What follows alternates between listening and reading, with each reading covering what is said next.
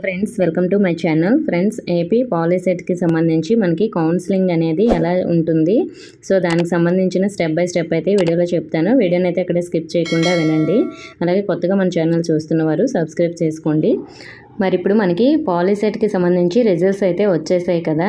So తర్వాత మనకి registration అంటే ఎలిజిబుల్ అయిన స్టూడెంట్స్ మనకి రాష్ట్ర సాంకేతిక విద్య మరియు శిక్షణ బోర్డు ఆంధ్రప్రదేశ్ ద్వారా నియమించబడిన అధికారిక వెబ్సైట్ ద్వారా ఆన్లైన్లో అయితే కౌన్సిలింగ్ ప్రక్రియకి నమోదు చేసుకోవాలి. సో మీరు అంటే ఫస్ట్ రిజిస్ట్రేషన్ అనేది ఆన్లైన్లో అయితే చేసుకోవాల్సి ఉంటుంది. సో నెక్స్ట్ మనకి దరఖాస్తుకి అంటే అప్లికేషన్కి ఫీజు అనేది మీరు కట్టాల్సి ఉంటుంది. అది క్రెడిట్ కార్డు లేదంటే డెబిట్ కార్డు లేదంటే నెట్ బ్యాంకింగ్ వంటి ఆన్లైన్ ద్వారా అయితే మీరు ఫీజు అనేది పే చేయాలి. సో తర్వాత మీకు నెక్స్ట్ ప్రాసెస్ ఏమిటి ఉంటుందంటే డాక్యుమెంట్ వెరిఫికేషన్ అనేది ఉంటుంది. అంటే మనకి ఫీజు పే చేసిన తర్వాత మనకి స్టూడెంట్స్ వారికి నియమించబడిన వెరిఫికేషన్ సెంటర్లలో డాక్యుమెంట్ వెరిఫికేషన్కి హాజరు కావాల్సి ఉంటుంది. అంటే మీరు కౌన్సిలింగ్కి అయితే అటెండ్ అవ్వాల్సి ఉంటుంది. సో వీరైతే కౌన్సిలింగ్కి అటెండ్ అవ్వాల్సిన వారు నేను ఆల్రెడీ ఏమేమి డాక్యుమెంట్స్ ఉండాలో వీడియో కూడా చేశాను. ఆ డాక్యుమెంట్స్ అన్నీ కూడా వారితో తీసుకువెళ్ళాలి. So originals and xerox copies కూడా. సో అవేమిటో మన ఛానల్లో ఉంటాయి చూడండి.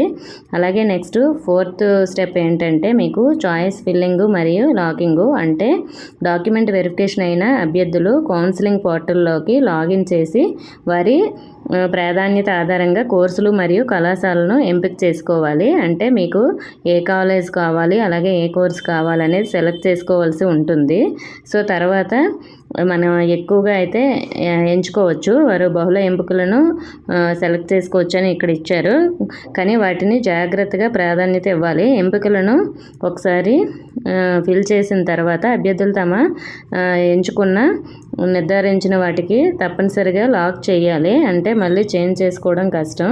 నెక్స్ట్ తర్వాత సీట్లు అయితే కేటాయించబడతాయి. అంటే అధికారులు మెరిట్ ర్యాంక్ ఆధారంగా కేటగిరీ సీట్లు వాళ్ళకైతే కేటాయించడం జరుగుతుంది. అక్కడ మనకి పైన వాళ్ళు సీట్లు అనేవి కేటాయించిన తర్వాత వాటి యొక్క రిజల్ట్స్ అంటే మీకు ఏ కాలేజీలో సీట్ వచ్చింది, సో ఇక్కడ ఏ గ్రూప్కి సంబంధించి సీట్ వచ్చింది అనే దాని గురించి అయితే వాళ్ళు రిజల్ట్స్ అనేవి మనకి వెబ్సైట్లోనే పెడతారు. సో అదంతా మీరు చెక్ చేసుకున్న తర్వాత మీరు మీకు సంబంధించిన సీటుకి సంబంధించి మీరు నిర్ధారించాలి. అంటే మీరు ఆ సీటుకి మేము సెలెక్ట్ అయ్యాము, మేము జాయిన్ అవ్వాలి అనుకుంటే వాళ్ళు ఇచ్చిన గడువులోపు అయితే మీరు ఫీజు చెల్లించాల్సి ఉంటుంది. సో వాళ్ళు తప్పనిసరిగా అలాట్మెంట్ లెటర్ను డౌన్లోడ్ చేసి ఇచ్చిన షెడ్యూల్ ప్రకారం కేటాయించిన కళాశాలకు అయితే మీరు వెళ్ళాల్సి ఉంటుంది.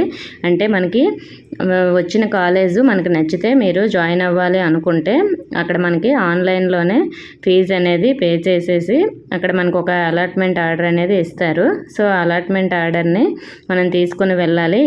అది ఎక్కడికి మనకి ఏ డేట్లో కాలేజ్లో జాయిన్ అవ్వమన్నారో ఆ డేట్లో అయితే మీరు జాయిన్ అవ్వాల్సి ఉంటుంది. సో తర్వాత కాలేజ్లో వాళ్ళకి డాక్యుమెంట్స్ అనేవి వెరిఫికేషన్ మళ్ళీ చేస్తారు. సో ఈ ధృవీకరణ కోసం కేటాయింపు లేఖలో మరి ఇతర అవసరమైన పత్రాలను సమర్పించాలి. అడ్మిషన్ను పొందేందుకు ఈ ప్రక్రియ పూర్తి చేయడం ముఖ్యం. అంటే మీరు కాలేజీలో జాయిన్ అయ్యేటప్పుడు వాళ్ళు కొన్ని డాక్యుమెంట్స్ అనేవి తీసుకురమ్మంటారు కదా, అవి కూడా మీరు కాలేజీలో చూపించి మీరు అక్కడ జాయిన్ అవ్వాలి. సో అప్పుడే కౌన్సిలింగ్ ప్రక్రియ అనేది మనకు పూర్తవుతుంది.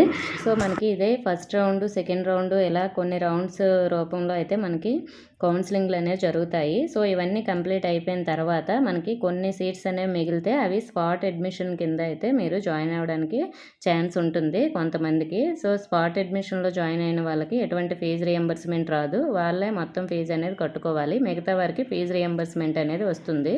సో కౌన్సిలింగ్ టైంలో జాయిన్ అయిన వాళ్ళకి సీట్ వచ్చిన వాళ్ళకి. ఓకే ఫ్రెండ్స్, మీకు ఇంకా ఏమేమి డాక్యుమెంట్స్ ఉండాలో నేను వీడియో చేశాను చూడండి.